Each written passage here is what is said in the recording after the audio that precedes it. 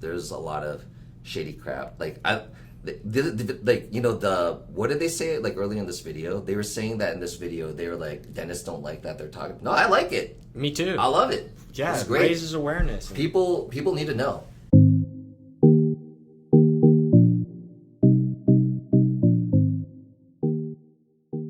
Everybody, it's Dr. Daniel Choi from North Texas Dental Surgery, Wisdom Teeth, and Denture Implant Center. And I'm Dr. Jed Wooldridge. All right, so we had a video that we'll link above, but we talked about somewhere in Arizona they investigated in regards to like a story about millions of implants failing.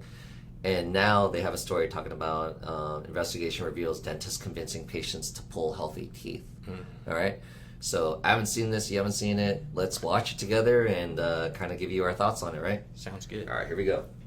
Family investigation exposed injuries linked to dental implants are surging by the hundreds of thousands, and it revealed dentists can perform this procedure with very limited training. Investigative reporter Chris Pickle joining us now, and these investigations are causing quite a reaction in the dental industry now. That's right. Not everyone is happy with the information that we've been exposing. And here's another aspect. During the course of my investigations, dentists that I've talked to repeatedly brought up concerns that patients are being encouraged to pull healthy teeth without being fully informed on the risks or options. But when they removed all of my teeth, they did remove some healthy teeth in order to fit dentures completely in my mouth. Linda Clark Updike has a lovely smile, but you don't see her bottom teeth because they're not there. And then I had dentures. For years, she had a single dental implant. Facing extensive dental work, she took the recommendation to pull her teeth and go with dentures. But the dentist left the implant in her jaw. The lower denture rested on that, and that put so much stress. It's difficult to talk without bottom teeth. Pressure on the implant resulted in it falling out, and now her denture doesn't fit. What do you think she's talking about here? Like, do you think that they tried to make a snap-on denture on one implant, or they took out all her teeth and she had an existing implant and they just made a new denture on top of that? And then she's saying that it created, but if it was there, it was buried, right? The implant was, I don't know what she's talking about. Yeah, I mean, that would be a really poor design. Just one implant and a full set of teeth. Right. Man, we've seen some crazy things though. Yeah. Right? So, I mean, we can't put it past this dentist to do something stupid like that. But, all right, let's keep watching. Maybe we'll find out. The decision to remove her teeth is one Linda wishes she could take back. I have not had a salad in 2 years. It's my favorite food. I haven't had a steak, anything that's chewy. Keep your teeth, you can keep your teeth. Is there a trend to have patients remove more teeth than they need? 100%, and it's becoming a danger. I'm an implant doctor. I do lots of implants. We teach it with my partners, but there's no substitute for your own teeth.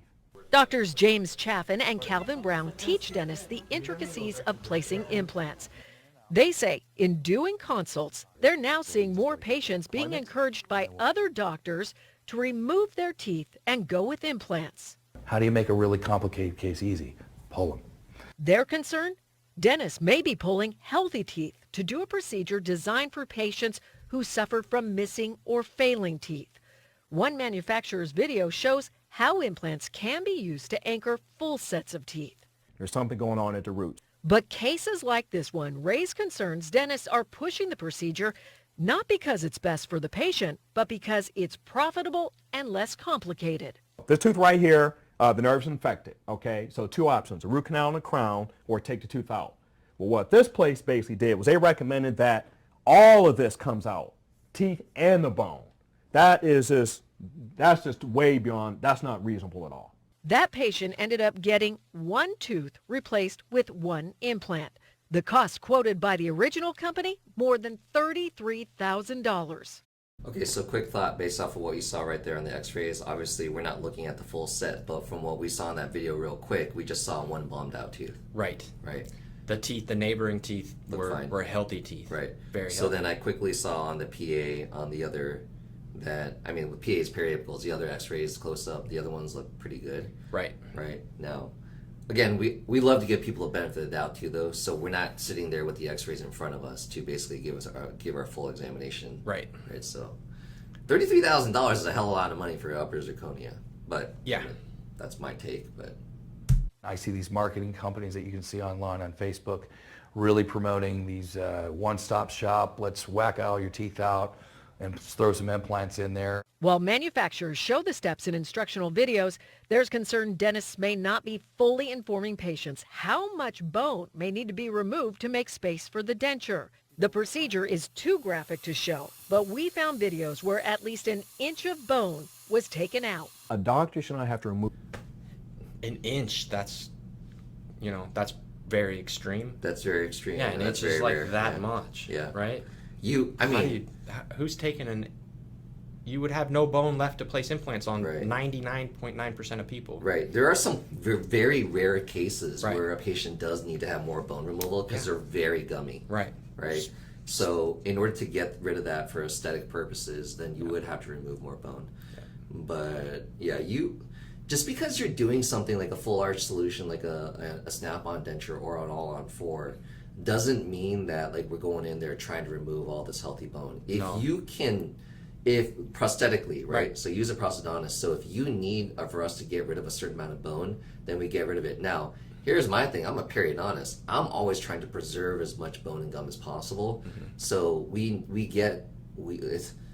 just need to reduce as much as we need. Yep. Right? It just depends on the design. And in most of these cases, a lot of our patients have periodontal disease where the bone reduction has already been done because the teeth have lost bone around them because of inflammation. And then all you have to do is go in there and clean up all the infection and place the implants for the most part, right? Right. Remove that much bone from the skull to make a denture fit. And we wanted to hear from some of the national dental organizations. The American Academy of Periodontists told me there may be other factors, but they say if it's for cosmetic reasons, they advise against removing healthy teeth. And the American Academy of Implant Dentistry sent me an email that said ethics do come into play and they would hope that dentists would save healthy teeth. And Chris, what are you hearing? What kind of reaction have you been getting from your investigation? We've been getting a lot of reactions. I've received messages from a number of dentists. They are not happy with the information that we're talking about. And obviously, there are implants that are successful, but people are not being warned about the more than 3 million reports of problems and injuries. And I've also heard from patients who paid tens of thousands of dollars for implants that ended up failing. And they said they were never told that they could end up without teeth. So these stories might upset the dental industry, but people do deserve to be fully informed when they are making decisions that affect their health. Absolutely. What are your thoughts on like this video?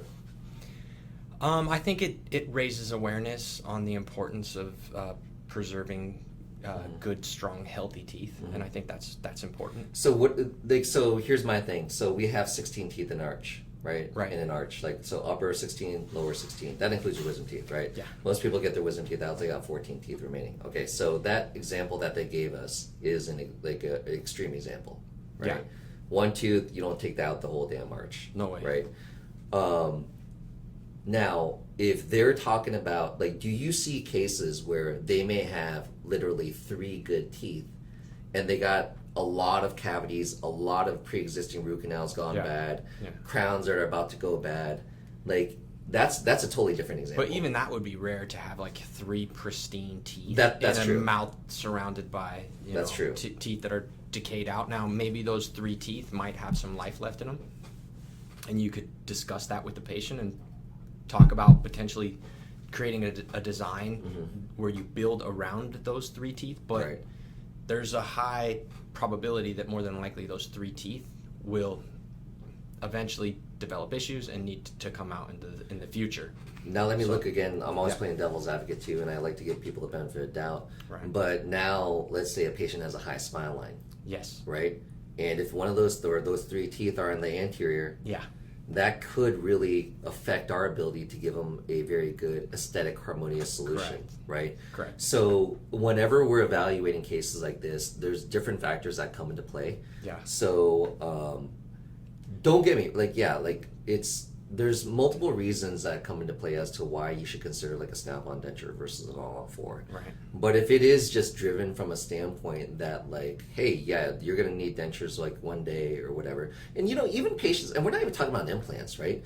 Like over your career, we've had patients that come to us and they're just like sick and tired of dealing with their teeth, Right. and they just want to go into dentures, and then like you tell them like, listen, like Yeah. you don't understand what you're taking out. Like it's like cutting your arm off because you have to have a surgery and have rehab, and you just want to be done with it. Well, I was like, well, yeah, they got those fake arms, right? Like a prosthetic limb is like what you think it's going to be like is completely different than reality, Correct. right? So Yeah, I mean, if you have, for the most part, a full mouth of healthy teeth, you don't want to replace them with dental implants. There's nothing as good as your natural teeth, right? And that's just where we currently are in dentistry. Maybe one day we'll have something better than natural teeth, but I don't think that will ever be possible. right, everybody like has different susceptibility to decay, like, because what are the main issues that people are going to have issues with their teeth, right? Periodontal disease, decay, meaning cavities, so like the structural issues with your teeth. Yeah.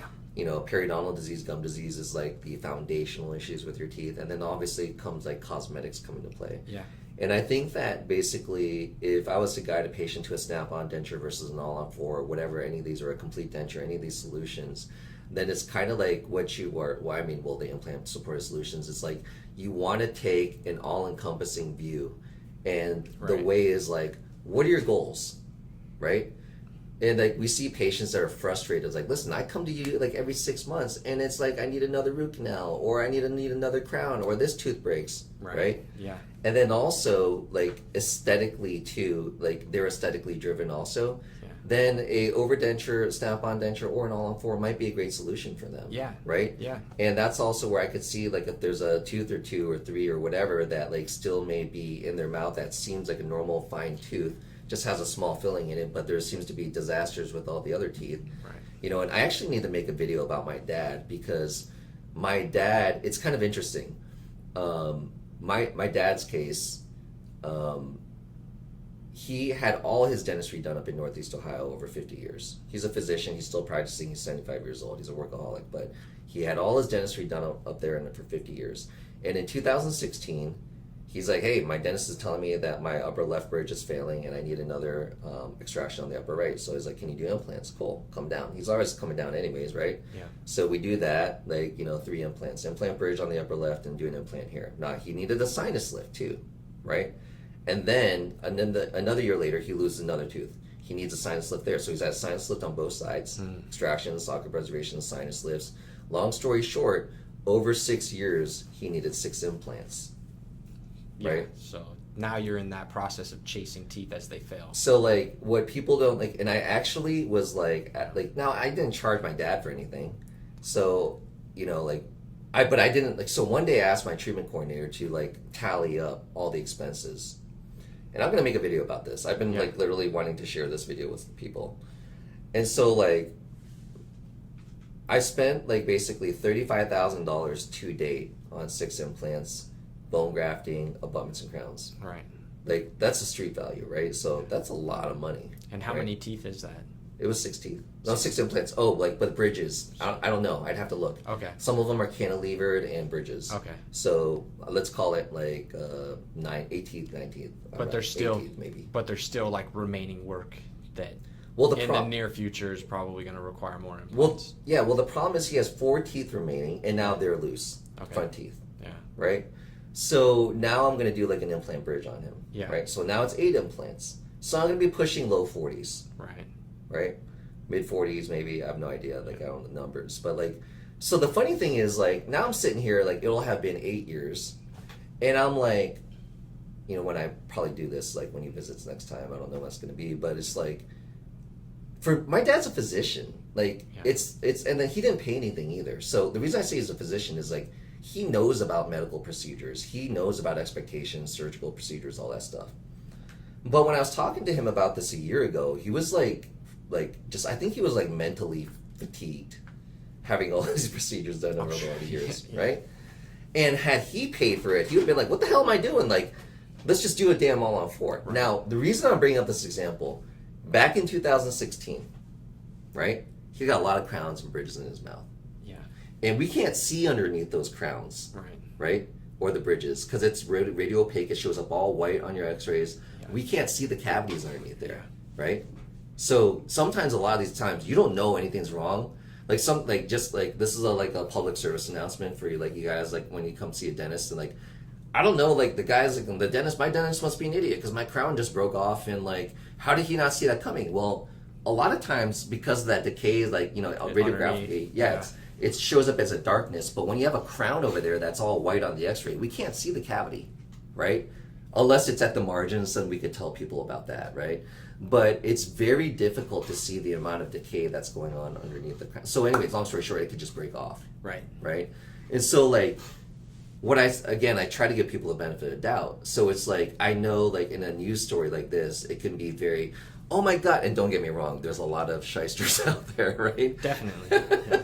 But like, there's, like, you can't basically sit there and say like, oh my God, like this person was recommending a snap-on denture and all-on-4, and then like there were a few good teeth that remained, right? Right. Now, don't get me wrong, also, the other side of that coin is like that what we saw on that x-ray in this like news clip was like ridiculous. Yeah. Like, you do That not was- take and do an all-on-4. That's for an one extreme missing teeth. example. Yeah, that, like, so can we, you know, yeah, so I don't want to say anything more about like what the news might do, but you know, like that was an extreme example, right?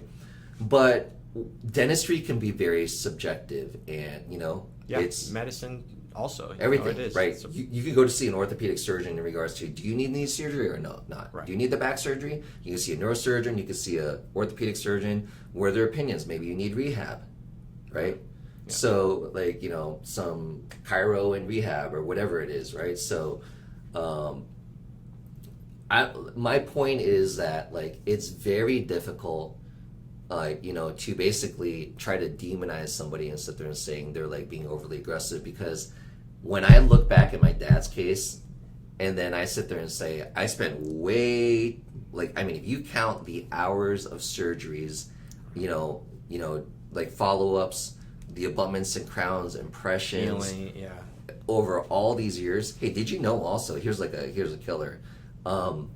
My dad, when we did his front teeth, when we were waiting for an anterior bridge to heal, Yeah. he wore a flipper, Yeah. right? A flipper is like a fake teeth, like that's something you Yeah. snap into wear. He hated it, Yeah. right? My dad's got a really low smile line, so when he smiles, you see like half his tooth. So like, he's like, you know, older, like he doesn't lift his lip very high.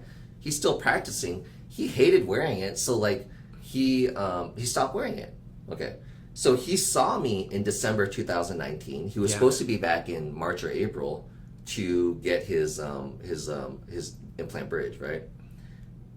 Because of COVID, he didn't come back for a full year, and he was without teeth up here for a while, Oh, my wearing that flipper. And still seeing patients. Yeah. So like, that's, you know, I could have just like mailed my dad. Like he doesn't care what he looks like. He doesn't care what he wears. You should see like he wears his dress shoes with his socks to his knees, you know, with his shorts. Like, he doesn't care what he looks like, right? So like, he's just a funny guy like that. But anyways, like I'm telling you, like, so I'll make a video out of it. But I'm telling you that video right there, people will sit there and say, no, man, you can do a few more root canals, do like a retreat here, just do some new crowns, bridges. And to us, like, and if it's like another like $15,000 of work, and then another 5 years later that all fails, Yeah. and then he needs dental implants anyways, does that make sense either? Right? Not from a time and efficiency perspective. Right, and cost. Right, cost too. Right. Right. So dentistry is very subjective. So here's my final, like, you know, message from this video. Okay, like I totally see where they're coming from in this video, because there's a lot of shady crap. Like like, you know, what did they say like earlier in this video? They were saying that in this video they were like, dentists don't like that they're talking. No, I like it. Me too. I love it. Yeah, It's it great. raises awareness. People need to know. Like, Yeah. I love like finding out about like what products are in certain foods or chemicals or how unhealthy they may be, right? Exposés, they call it, right? Yeah. So this is an expose in dentistry. hopefully this raises the standard for everybody, because I think everybody should be ethically driven. Unfortunately, there's a lot of people that aren't. Right. I think that if you're ethically driven, then when you're taking someone's money to provide a service, then you should aspire to achieve the highest level of training that you can. Correct. And understand that, like, kind of like this whole concept of constant improvement, that it doesn't matter if, like, I don't give a crap if you placed 100, 500, 1,000 implants. When you're placing that 1,000 first implant, you should try to place it perfectly. Yeah, should be better than the first time. Try to raise the bar. Yeah. It's not like I've done this and having an ego, because that is very pervasive in many people, right? Yeah. Like, to have that ego, like don't question me. I've done this a million times, right? It's like, no, it's like, it's always trying to see where that patient's at, meeting their expectations, being detail oriented and meticulous to deliver on what you do. Yeah. And when you take that money from them, that you should, like, aim to, you know, fill that promise. Unfortunately, we don't see a lot of that, right? And so things go sideways, and then you get patients that, like, get involved in this, and I couldn't imagine the amount of frustration. You're spending all that money, you don't know what the hell's going wrong. Like, the dentist is, like, maybe doesn't know what's going on, either because they don't know how to fix it or what truly is the issue. Or maybe there's an issue where it's like, well, if I tell them what I have to do to fix it, or if I have to place more implants or take some out, they have to invest more money in it. You know, we don't know what the true intention is. So, long story short, like exposés like this are pretty cool, because they do help create more awareness and more expectations. So that's literally, if you watch some of my videos over the last few years, my goal has been to create more awareness about what to look out for. I mean, it all started with wisdom teeth, then it went to snap-on dentures. We've been talking about some all-on-4 and stuff like that, but just trying to make people, like, more aware of, like, what to look for. I mean, the same thing exists for me. Like, again, I've used this example. My home fence is dilapidated. Dude, my house is like 5 years old. Like, it was dilapidated since the beginning. And I've just been so busy that, like, I just don't even, like, bother. It's like, it is what it is. But I mean, I wish I'd gone and been more vocal about it from the beginning. Yeah. But some people just don't care. You know what I'm saying? But anyways, long story short, what I would tell you is go get a second opinion. Right. Go get a third opinion. Yeah. Right? If you, like, truly to be, like, you know, made aware of a situation, like, that's my final takeaway. I think that's a great takeaway. I'm sticking with your takeaway. Sorry, I was talking for 5 minutes. Like, no, it was good. I enjoyed it. Yeah. All right, man. All right. Hopefully you guys found this information helpful. If you did, please give us a thumbs up. Also, we have a lot of videos talking about this topic. We're just trying to help people out. Again, we've seen a lot of patients with their snap-on dentures be frustrated, right? Yeah. Yeah, unfortunately. Yeah. We have other videos that are linked up. If you have any other questions, please feel free to leave a comment below. All right, thanks. We'll see you later. Thank you.